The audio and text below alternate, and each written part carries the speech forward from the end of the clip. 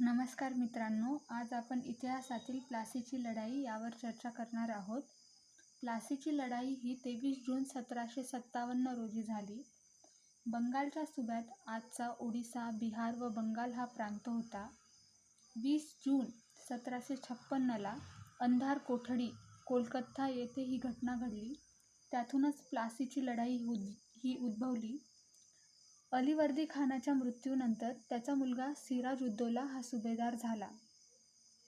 23 जून 1757ला इंग्रज व बंगालचा नवाब सिराज-उद-दौला यांच्यात प्लासीची लढाई झाली.